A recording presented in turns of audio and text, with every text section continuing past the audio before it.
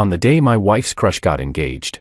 She jumped off a rooftop. I had been preparing to celebrate our wedding anniversary. Stunned, I ended up eating the feast alone, tears streaming down my face, but before I could even wipe my mouth, I received more devastating news. She had donated half of my assets to charity, and that wasn't all. While sorting out her estate, I unlocked her art studio, only to find it filled, wall to wall, with rough, childish portraits of Makoto. The brushstrokes were messy and amateurish, yet each painting radiated her burning affection. I was furious. Then, when I opened my eyes again, I had been given a second chance. This time, I directly locked her in with the bully. Later, she pounded on the window, hoarse and desperate. "Darling, don't you want me anymore?"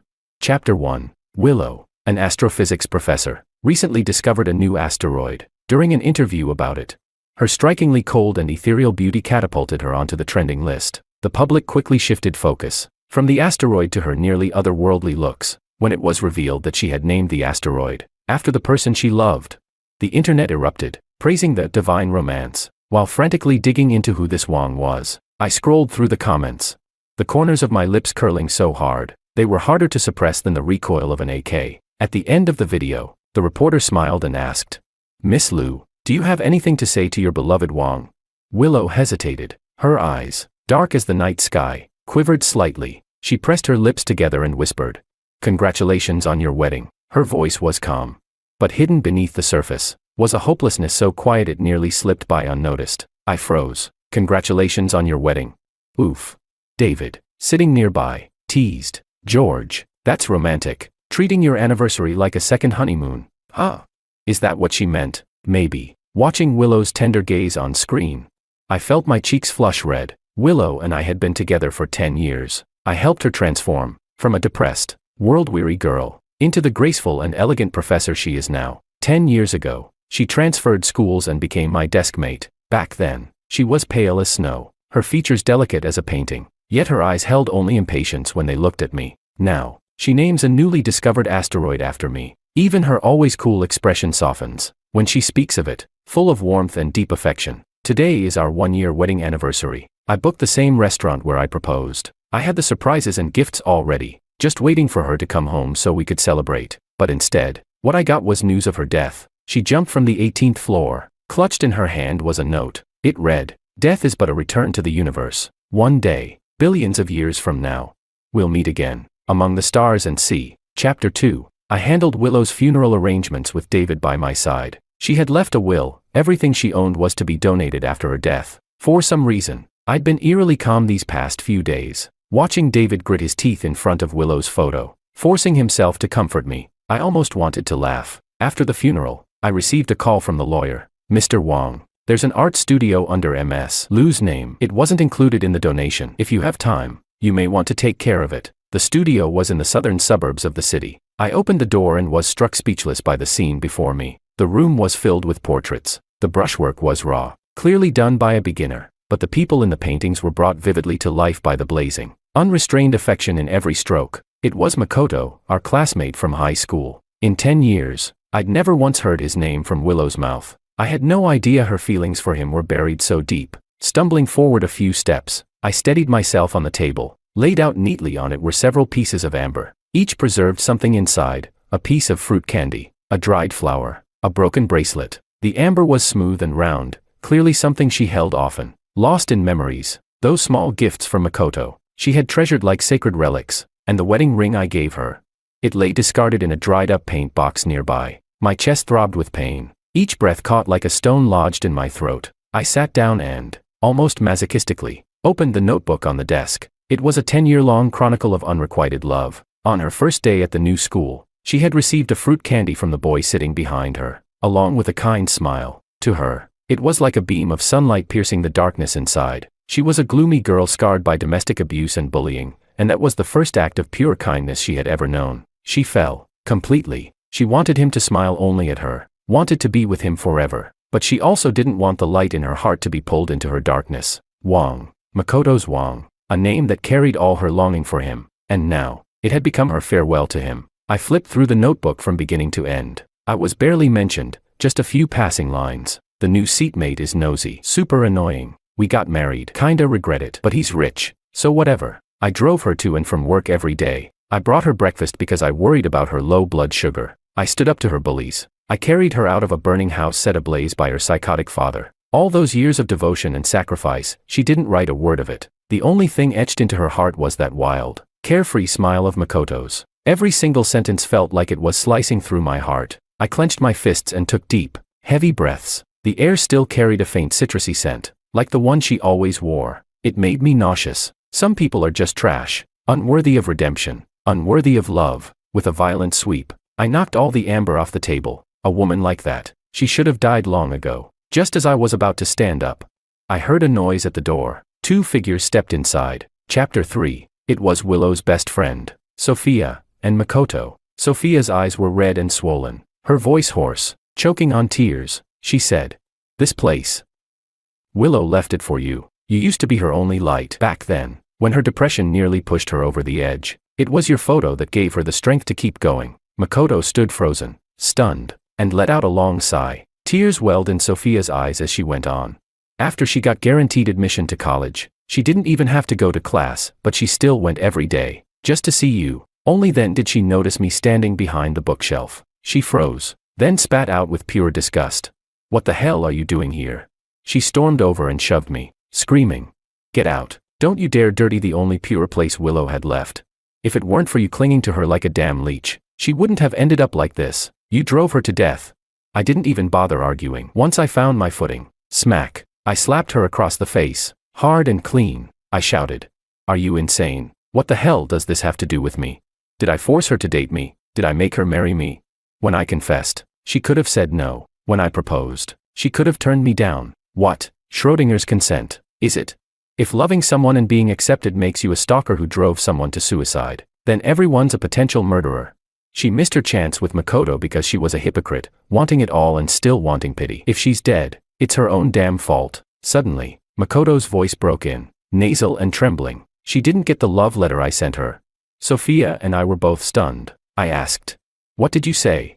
Makoto sighed and said, "Before the college entrance exams, I wrote her a letter, told her how I felt, but she never replied." He gave a bitter smile, lifted his eyes, now shadowed with traces of resentment. He said, "It was you, wasn't it?" He locked his gaze onto me. "You were jealous, so you threw it away, didn't you?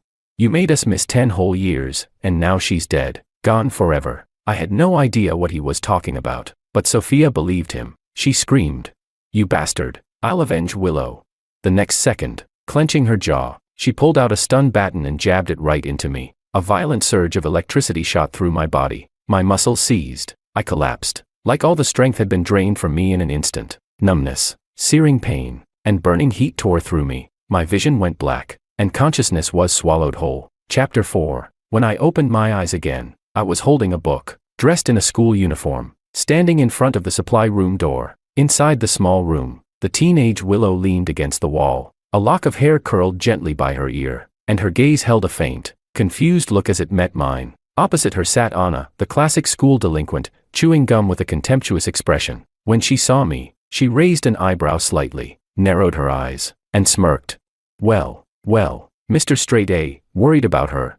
I'm just having a little heart-to-heart, that's all." The texture of the book in my hand didn't feel like a dream. My limbs instantly went cold as hatred surged through me. The book hit the ground with a thud. Expressionless, I shut the door without saying a word, then turned and walked away. But behind me, I heard the door being pushed open. Willow ran past me. Her hair brushed the edge of my shirt, and all she left behind was a fleeting silhouette. Anna muttered behind me, "What's she running for?" I was just asking why she didn't sign up for the performance at the school event. A bad feeling crept up my spine. I quickly picked up my pace and chased after her. At the classroom door, Willow stood there, staring blankly inside at Makoto, who was making his female seatmate laugh uncontrollably. The setting sun cast a soft glow over her figure, wrapping her in a golden halo. Her eyes were full of tenderness, but also disbelief, as if she were trapped in a dream too beautiful to wake up from. My heart slowly sank. Her demeanor wasn't that of a timid, depressed girl anymore. It was more like the graceful calm of the intellectual woman she'd become 10 years later.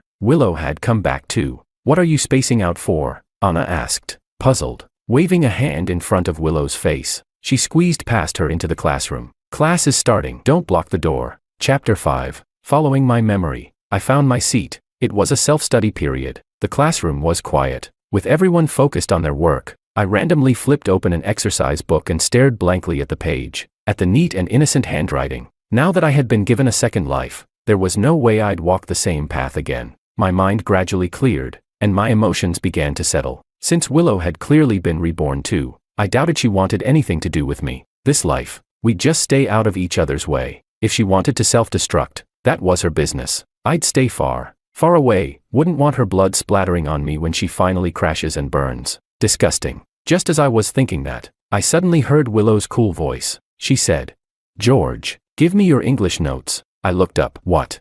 She gazed down at me from above, cold and detached, like she hadn't noticed that my behavior was completely different from the past. Well, of course, her heart and mind were all on Makoto. She'd long since forgotten everything I ever did for her. Makoto spoke up apologetically. "Sorry, George, I just asked Willow to borrow notes, but she said your English was better. So, here we are. Polite, likable. Too bad that crap doesn't work on me," I replied. "No, I'm still using them." I wasn't. I just didn't want to lend them. Makoto's smile froze. His desk mate, Sophia, rolled her eyes and snapped. "George, you're the class monitor. Helping your classmates is your duty. What's the big deal about lending some notes? Stop being stingy. The fact that someone even wants your notes is a compliment." Her voice was loud enough that the whole class turned to look. David, who sat nearby, slammed down his pen and fired back. "Shut the hell up, you manipulative witch. Stop trying to guilt-trip people. George made those notes himself. Why should he hand them over to a bunch of freeloaders like you?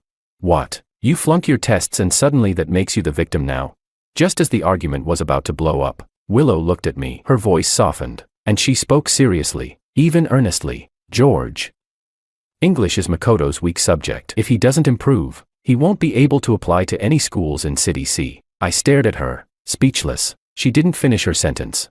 But I already knew. In our past life, Willow had gone to university in City C. She wanted to end up in the same city as Makoto. It had only been a few minutes, and she was already imagining a future with him. Compared to that, I was just a clown. Back then, I was sent on a long-term assignment far away. I could only come back every few months, and yet in her diary, she wrote that she enjoyed those days when I wired money home but never showed up in person. I looked down in silence, full of regret for wasting 10 years of my life. Willow, of course, thought I was hesitating. She added, "Didn't you always want me to come over for dinner at your place?"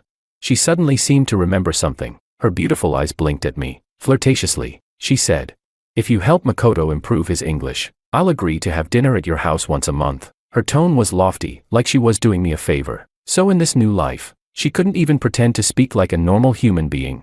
I finally lost it. Leaning back in my chair, I stared her straight in the eye and laughed in disbelief. What kind of insane freeloading strategy is that? Are you out of your mind? Or am I? Why is it always me getting the short end of the stick? What am I? Some kind of pathetic simp? Willow blinked, momentarily thrown off. She opened her mouth, about to say something, but at that moment, the homeroom teacher walked into the classroom. Chapter 6. The homeroom teacher entered the classroom, holding a thermal mug, and announced that registration for the A University Guaranteed Admission exam had begun. In our previous life, Willow was admitted to a university through this exact exam. I didn't take it back then. This time, both Willow and I raised our hands. She looked at me with surprise, as if she didn't understand why I was making a different choice than before. Makoto asked, puzzled, "George, you're signing up too?" His voice held a mocking tone, like he was ridiculing me for not knowing my place. He added, "The most important thing for a person is self-awareness. With your grades, if you work hard, you can still get into a decent school, but aiming for guaranteed admission, you're not even close. You're just wasting your time. Or, are you trying to get someone's attention?" He glanced at Willow, who was listening intently. His meaning couldn't be clearer. So sure I couldn't do it. In the last life, I didn't take the exam because Willow's family was struggling financially, and I didn't want to compete with her. And yet, after she got the guaranteed spot, she came to school every day, just to catch a glimpse of Makoto. With that in mind, I calmly replied, "Whether I get admitted or not, how is that any of your damn business? You're literally at the bottom of the class. Is this something you should be worried about?" Makoto was left speechless. Willow, who had been silent until now, snapped at me. "How can you say that? So people with bad grades deserve to be looked down on? Apologize to Makoto right now. He was just trying to help you. Don't be so ungrateful." She scoffed and added, "And if you're trying to get my attention, there's no need to use such childish tactics." God, what kind of twisted logic was that? I couldn't be bothered anymore. I raised my hand toward the teacher. who was clearly enjoying the drama. I said, "Teacher, I want to change seats. There's barking around me. It's affecting my ability to study." Willow's face flushed red. She glared at me furiously. The teacher looked confused but still agreed. After class, I moved to sit next to Anna. She always spaced out, napped, or read novels in the back row. It was quiet here, just the way I liked it. As I organized my things, I caught a glimpse out of the corner of my eye. Makoto's fingertips lightly brushed through Willow's hair. She leaned back slightly, letting her long black hair spread softly across his desk. I rolled my eyes. On our wedding night in the past life, she wouldn't even let me touch her. I had to take a full hour-long shower before she would even let me lie down in the same bed. She thought I was disgusting. Me, disgusting. She really thought her precious crush was some kind of clean-cut saint. Chapter 7. Without Willow in my space, the day went unusually smoothly. After school, the homeroom teacher asked me to stay and help grade some papers. By the time I got back to the neighborhood, it was almost dark. A few middle-aged women were walking their dogs nearby, chatting as they went. One of them said, "Did you hear? That psycho from Building 3 got sent to the mental hospital. His daughter called the cops, said he beat her too badly." Another replied, "I saw it myself. It was awful. Poor girl looked so sweet. How could he bear to hit her like that?" My steps faltered. I lived in Building 3, and that psycho was Willow's father. In our previous life, he often lost control and beat her so badly she'd be covered in bruises. I once stood up for her, even tried to report him to the police, but she told me to mind my own business. It seemed this time, she had chosen not to endure it anymore. Not far ahead, I saw Willow curled up on a bench. Blood seeped from her forehead, making her face look deathly pale. The streetlights flickered, the cold wind blew through her loose hair. When our eyes met, I was caught off guard by the lost, helpless look in hers. I quickly looked away and turned to leave. Expressionless. "George," she called out, her voice trembling, but as if suddenly remembering something. Her gaze turned cold again. She asked, "What are you doing here? What the hell is wrong with this girl?" I didn't want to get dragged into her mess. I picked up the pace. Behind me, I heard her scoff. Willow's voice rang out. "Don't think I don't know what you're doing, trying to play the savior again. You just love swooping in with your so-called kindness when others are at their lowest, don't you? You really think that'll make me like you? Newsflash, it's the exact opposite. I hate that self-righteous, fake-ass version of you the most." Chapter 8. I froze, and once I realized what she'd just said, rage surged through me. That's how she saw me. My care, my feelings for her, to her, it was all arrogant charity, hypocrisy. So the girl I had loved for 10 whole years was actually a complete idiot. "You're wrong," I said through gritted teeth, forcing the words out like poison. "I'm not here to play savior." Then I stepped forward, grabbed her with my left hand, and slapped her across the face with my right, full force. Smack. "I'm here to kick you while you're down." I shot her a withering glare, then turned and walked away, leaving Willow frozen in place, holding her cheek in stunned silence. Ever since I slapped Willow, I'd been feeling great, sleeping deeper, waking lighter. At school, we maintained a silent understanding, complete strangers. Occasionally, I'd hear about her and Makoto. She copied hundreds of pages of notes for him. She made breakfast for him every single day. When he didn't have enough money for his birthday party, she paid for it. When he got injured fighting with some thugs off campus, she skipped class to take care of him. Honestly, it was hilarious. Willow, who used to act so high and mighty with me, had become someone else's simp. Guess real love hits different. Huh? I felt nothing. Actually, I kind of wanted to call her an idiot. Back then, I didn't love Willow just because of her stunning looks. It was because I thought she was different from all those shallow girls. I thought she was smart, self-aware, independent, no drama. But looking at her now, that independent woman image was a complete lie. She wasn't smart, wasn't clear-headed, and had a death wish. Apparently, ever since I cut ties with her, my life had gotten back on track. David, sick of all the drama around Willow, moved to the back row too, and started clinging to me for help with homework. When Anna saw the review materials I was preparing for a university's guaranteed admission exam, something just clicked in her. She suddenly joined me and David in studying. During the next monthly exam, she actually improved by over 100 points. Her parents were so thrilled they invited David and me over for dinner. Halfway through the meal, they even tried to make me their godson. Anna stopped them immediately. She frowned. "No way. If you really want to adopt someone, find another way." "Okay." I scratched my head awkwardly and lowered my gaze to pet the golden retriever by my feet. The dog nuzzled up to me adorably, and I couldn't help feeding it a piece of meat. It got so excited it did 2 backflips in a row. See? Even a dog knows how to be grateful. Some people don't. Chapter 9. With the exam coming up, I buckled down and focused entirely on my study plan. Willow gradually faded from my line of sight. We crossed paths again at the entrance of the PE storage room. The teacher had sent me to grab some basketballs for class. Just as I got there, I saw her standing at the door. Willow had her head down, the corners of her eyes red, like she'd been hit with a massive blow. The storage room door was half open, and from inside I could clearly hear Makoto talking with one of his friends. Makoto's friend said, "Makoto, you actually dare to eat what she gave you? Her dad's a lunatic, who knows if she's carrying some kind of virus?" Makoto replied, "Illiterate. Huh? What virus are you even talking about?" Makoto's voice drifted lazily as he said, "That's genetics. It's mostly hereditary, but whatever. I'm just playing around." His friend burst out laughing. "Ha ha ha. But she seems pretty serious though. I heard she even went to work at a KTV as a hostess just to help you with your living expenses. That's hilarious. She's a goddess to others but you're simp." Makoto responded, "You should learn from me. Girls like her are just cheap. The nicer you are to them, the less it works." Makoto sneered and added, "Oh right. Don't say any of this in front of her. Just act all innocent. I'm not done playing with her yet." Willow's hand trembled around the lunchbox she was holding. "Hurts, doesn't it? Seeing your so-called prince fall off his pedestal. Honestly, she had it coming." Hearing what Makoto said, it hit me. With his personality, he probably never wrote Willow that love letter in the past. He just said that to make me the scapegoat. And this time, I had no interest in being dragged into their stupid, messy drama. I turned to leave, but Willow grabbed my sleeve. I said bluntly, "Let go." She bit her lip hard and looked up at me. Her once cold eyes were now filled with hate. She asked, "You're the one who spread the news about my dad, weren't you? George, are you happy now? Is this what love means to you? Sabotaging my relationship with him just so you can have me?" I didn't waste time. I kicked her away, hard. 10 years of living together. Even if we had no love, there should have been at least some basic trust. But good thing is, I had already stopped expecting anything from her. I stared down at her coldly. "Willow, are you paranoid or just completely delusional? You told everyone about your dad yourself on your first day at this school. Me, like you. What kind of fantasy are you living in?"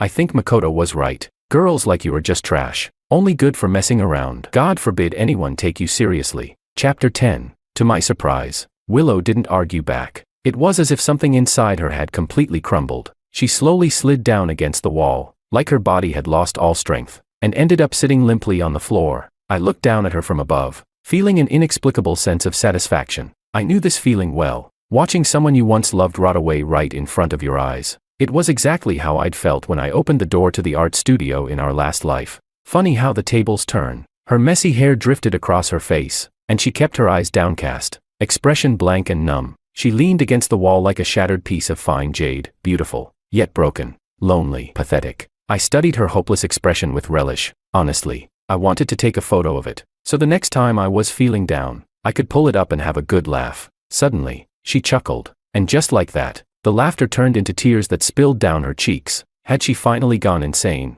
I heard her whisper through broken sobs, "It was my fault. I shouldn't have." In that instant, I knew. Willow had figured it out. Deep down, she must have already noticed Makoto wasn't who she thought he was, but she'd poured so much of her heart into that illusion over the past 10 years that she couldn't bear to face the truth, so she kept lying to herself. And now, that fantasy had shattered in the most brutal way possible. She didn't want to believe it. She didn't want to admit that she'd thrown away her whole life for someone like him. So what did she do?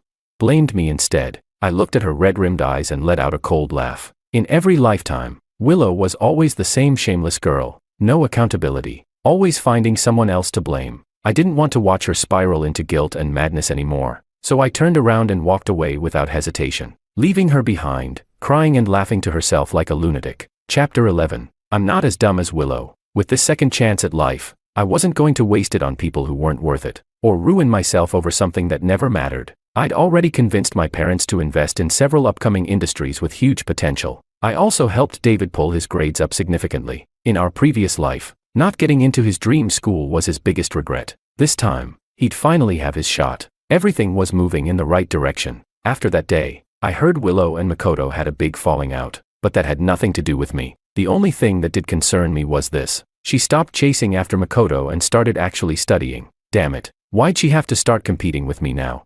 She'd taken this exam in the last life, she probably still remembered some of the questions. If I wanted to beat her, I'd have to work even harder. David and Anna both noticed my shift in energy, but neither of them said a word. They let me be. On exam day, I walked out of the testing center feeling light. The sun was just warm enough, spilling onto the pavement like a sleepy cat stretched out in the afternoon. Quiet and peaceful. The test had gone smoothly. I could finally breathe. Anna and David were waiting for me at the gate. Anna waved when she saw me. The wind lifted a few strands of her hair, and for a moment, she looked like the embodiment of youthful brightness. I walked toward them with quick steps. She lowered her eyes and handed me a bottle of water. Her once feisty gaze was now calm and gentle. I smiled and said, "Let's go, my treat for dinner." After we ate, we spent the whole afternoon messing around at an amusement park. I hadn't felt this happy in a long time. Ever since I came back to life, I'd been living under constant pressure. But today, finally, I felt something close to peace. It was like all the stress and noise had melted away.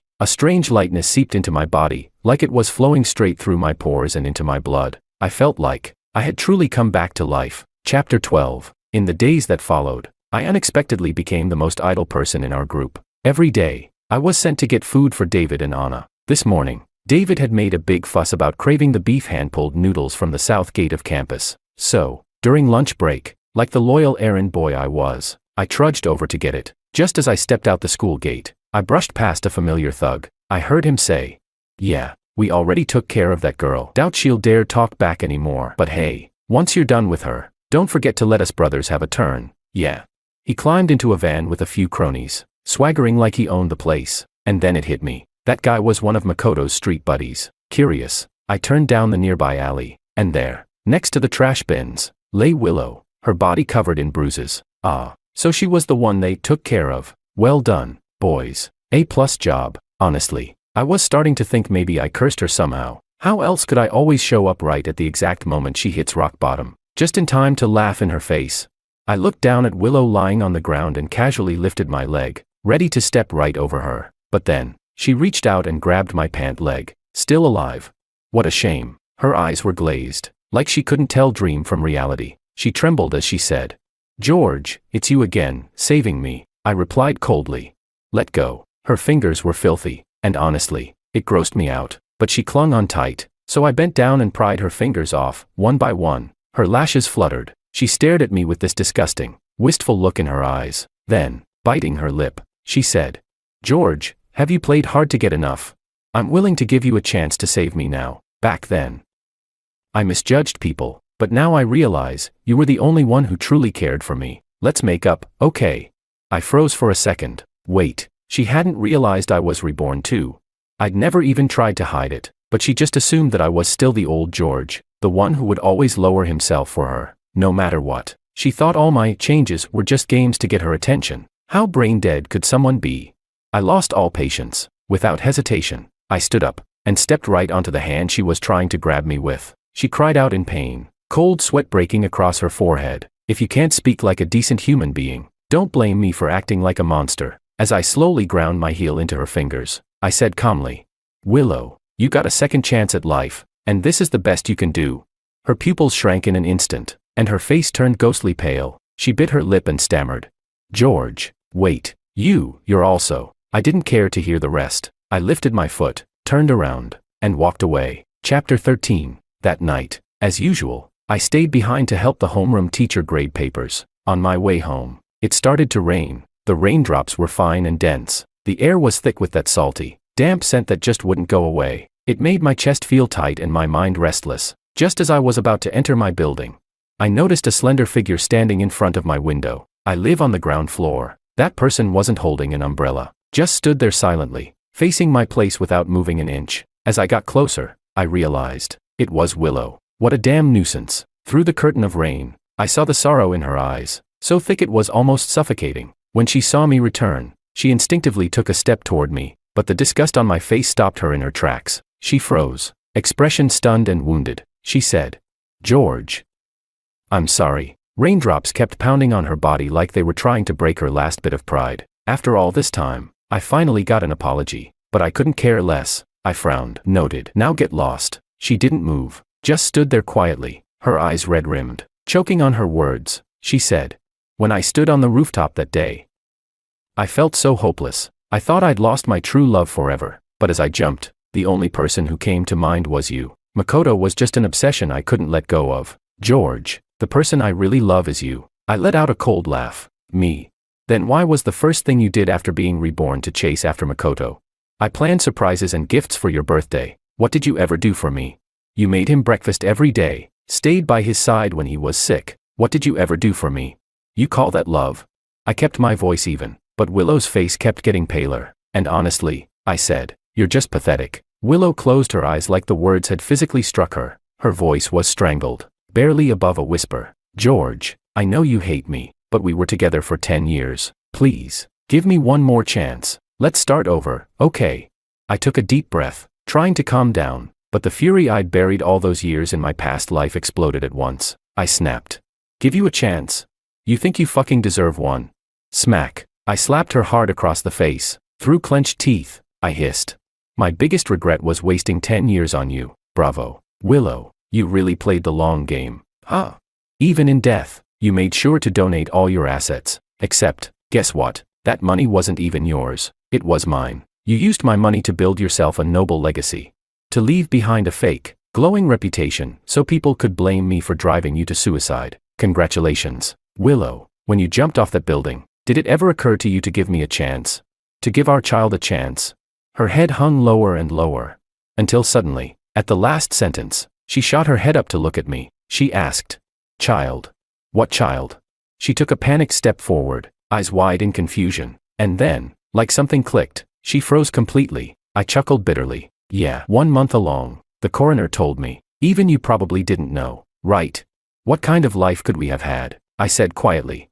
Each word sharper than the last. I wouldn't know. Because even I got killed, by your precious soulmate and your best friend. Of course, I wasn't sure I actually died. I only said it to hurt her. Finally, Willow couldn't take it anymore. She crouched down, covering her face with both hands, sobbing uncontrollably. I stepped around her and went inside, watching her cry her heart out through the window. I felt nothing but satisfaction. Good. I wasn't the only one who deserved to suffer. Chapter 14. Willow took a leave of absence. I got accepted into a university on guaranteed admission. Double the good news. When the announcement came out, David wanted to rub it in Willow's face. Too bad he couldn't find her anywhere. With no one to brag to, he poured all his energy into studying instead. His grades shot up like a rocket. What once felt like a dream school was now just his safety net.